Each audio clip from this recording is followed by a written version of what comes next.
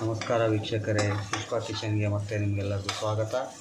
ಇವತ್ತು ನಾವು ಮಾಡ್ತಾ ಇರೋ ಒಂದು ಖಾದ್ಯ ಬೆಂಡೆಕಾಯಿ ಗೊಜ್ಜು. ಮೊದಲನೇದಾಗಿ ಬೆಂಡೆಕಾಯಿ ಹುರಿತಾ ಇದ್ದೀವಿ. ಅದರ ನಂತರ ಅದಕ್ಕೆ ಬೇಕಾದಂತಹ ಇಂಗ್ರೀಡಿಯೆಂಟ್ಸು ಹಸಿಮೆಣಸಿನ್ಕಾಯಿ, ಹಸಿ ಶುಂಠಿ, ಜೀರಿಗೆ, ಕಡಲೆಬೇಳೆ, ಉದ್ದಿನಬೇಳೆ, ಕೊತ್ತಂಬರಿ ಕಾಳು, ಮೆಂತ್ಯ, ಕಾಳು ಮೆಣಸು. ಈಗ ಮೊದಲನೇದಾಗಿ ಎಣ್ಣೆಯಲ್ಲಿ ಸ್ವಲ್ಪ ಮೆಂತ್ಯ ಕಾಳು ಹಾಕ್ಕೊಂಡು ಹುರ್ಕೊತಾ ಇದ್ದೀವಿ. ಅದಾದ ನಂತರ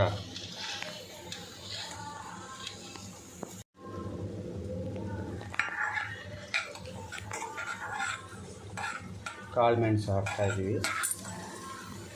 ಕಾಳು ಮೆಣಸನ್ನು ಕೂಡ ಅದರಲ್ಲಿ ಹುರಿಬೇಕು. ಅದಾದ ನಂತರ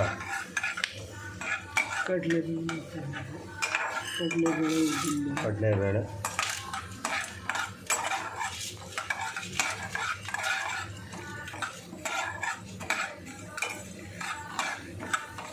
ಉದ್ದಿನಬೇಳೆ,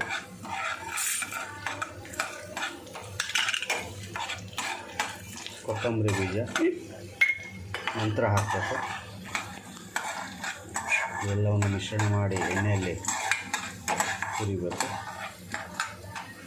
ಅಷ್ಟರಲ್ಲಿ ಈ ಕಡೆ ಬೆಂಡೆಕಾಯಿ ಮತ್ತೊಂದು ಸಲ ಆ ಲೋಳೆಲ್ಲ ಬಿಟ್ಕೋಬೇಕು.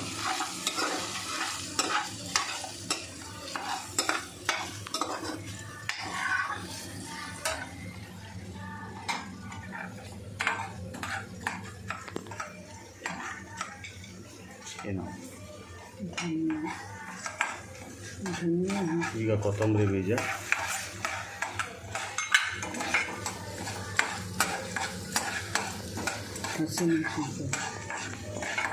ಹಸಿಮೆಣಸಿನ್ಕಾಯಿ, ಹಸಿಮೆಣಸಿನ್ಕಾಯಿ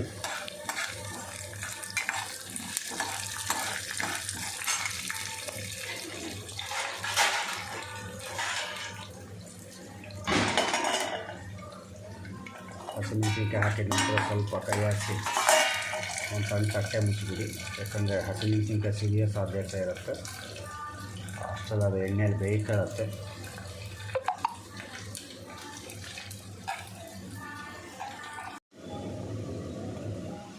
ಉಪ್ಪು ಹಾಕಿದ ನಂತರ ಅರಿಶಿನ ಪುಡಿ,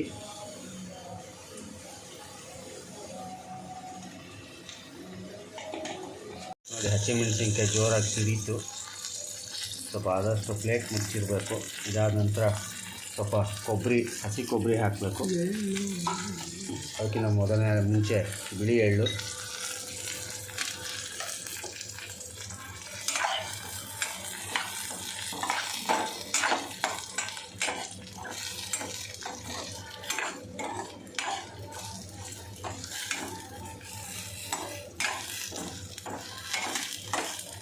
ನಂತರ ಹಸಿ ಕೊಬ್ಬರಿ ತುರಿದಿಟ್ಕೊಂಡಿದ್ದು ಒಂದು ಹಿಡಿ, ಹಸಿಕಾಯಿ, ಇದನ್ನು ಮಿಶ್ರಣ ಮಾಡ್ಕೊಂಬಿಡಿ.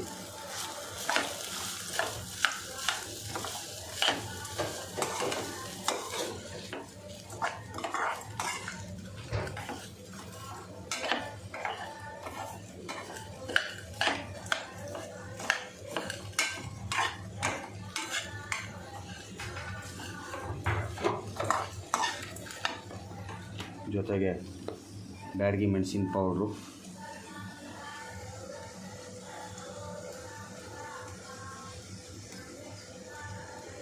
ಒಂದರಿಂದ 1.5 ಚಮಚ.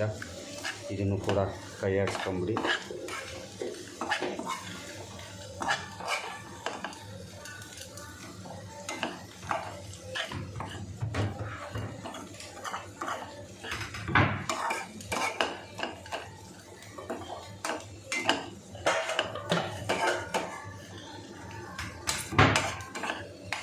ಇದೆಲ್ಲ ಚೆನ್ನಾಗಿ ಮಿಶ್ರಣ ಮಾಡ್ಕೊಂಬಿಟ್ಟು ಇದನ್ನು ಈಗ ಮಿಕ್ಸಿಯಲ್ಲಿ ಸಣ್ಣದಾಗಿ ಸ್ವಲ್ಪ ತಣ್ಣಗಾದ್ಮೇಲೆ ರುಬ್ಕೋಬೇಕು.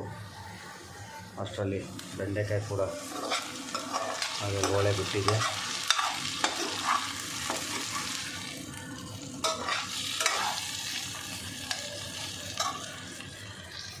ವೀಕ್ಷಕರೇ, ಏನು ಮುಂಚೆ ಈಗ ಎಲ್ಲ ಹುರಿದಿಟ್ಕೊಂಡಿದ್ವಿ ಪ್ರತಿಯೊಂದು ಕಾಯಿ ತುರಿ ಸಮೇತ. ಈಗ ಇದನ್ನು ಮಿಕ್ಸಿಯಲ್ಲಿ ಹಾಕೊಂಬಿಟ್ಟು ಮಿಕ್ಸಿ ಮಾಡಿ ಮಸಾಲೆ ರೆಡಿ ಮಾಡ್ಕೋಬೇಕು. ವೀಕ್ಷಕರೇ, ಮಿಕ್ಸಿ ರುಬ್ಕೊಂಡಿದ್ದೀವಿ.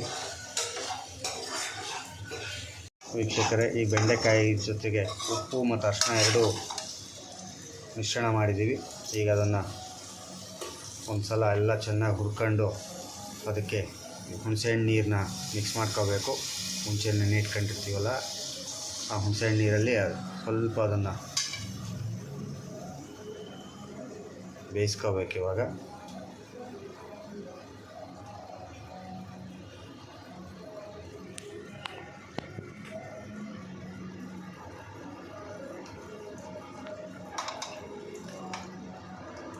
ಚೆನ್ನಾಗಿ ಹಿಂಡ್ಬಿಟ್ಟು ಆ ನೀರನ್ನ ಇವಾಗ ಅದಕ್ಕೆ ಏನು ಮಿಕ್ಸಿ ಮಾಡಿದ್ವಲ್ಲ ಮಿಶ್ರಣ ಮಸಾಲೆನ ಅದೆಲ್ಲವೂ ಈ ಬೆಂಡೆಕಾಯಿ ಜೊತೆಗೆ ಮಿಶ್ರಣ ಮಾಡ್ತಾಯಿದ್ದೀವಿ.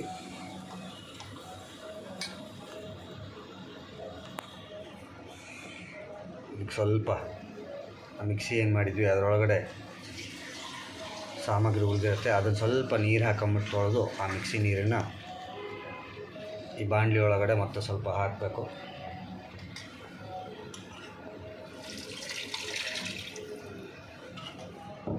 ಈಗ ಚೆನ್ನಾಗಿ ಕೈ ಆಡಿಸಿ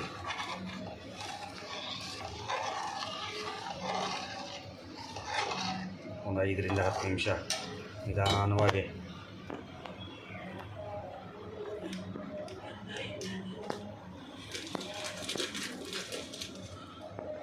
ಬೆಲ್ಲ,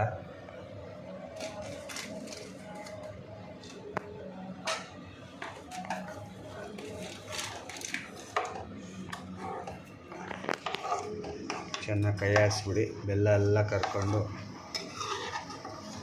ಈ ಗೊಜ್ಜಿನಲ್ಲಿ ಮಿಶ್ರಣ ಆಗುತ್ತೆ. ಇನ್ನು 5 ರಿಂದ 10 ನಿಮಿಷ ನಿಧಾನ ಸಣ್ಣ ಫ್ಲೇಮಲ್ಲಿ ಹುರಿಬೇಕದು. ನಂತರ ಅದೆಲ್ಲ ಹೊಂದ್ಕೊಳ್ಳುತ್ತೆ, ಕುದಿಬೇಕು. ಕುದ್ದಾದ ನಂತರ ಚಪಾತಿ ಜೊತೆಗೆ ಸರ್ವ್ ಮಾಡ್ಬೋದು, ಅನ್ನಕ್ಕೂ ಸರ್ವ್ ಮಾಡ್ಬೋದು. ವೀಕ್ಷಕರೇ, ಒಗ್ಗರಣೆ ಕೂಡ ಗೊಜ್ಜಿಗೆ ಸೇರಿಸಾಗಿದೆ. ಇನ್ನು 2 ನಿಮಿಷ ಕುದಿಸ್ಬಿಟ್ಟು ಕೆಳಗಿಳಿಸಿ ಇದನ್ನು ಚಪಾತಿಗೆ ಸರ್ವ್ ಮಾಡಿ ಅನ್ನಕ್ಕೂ ಸರ್ವ್ ಮಾಡ್ಬೋದು. ದಯವಿಟ್ಟು ಸಬ್ಸ್ಕ್ರೈಬ್ ಆಗಿ ಬೆಲ್ ಐಕಾನ್ ಒತ್ತಿ. ಥ್ಯಾಂಕ್ಸ್. ವೀಕ್ಷಕರೇ, ಇವಾಗ ಬೆಲ್ಲ ಎಲ್ಲ ಕರಗಿ ಗೊಜ್ಜಲ್ಲಿ ಸೇರ್ಕೊಂಡಿದೆ. ಅದಕ್ಕೆ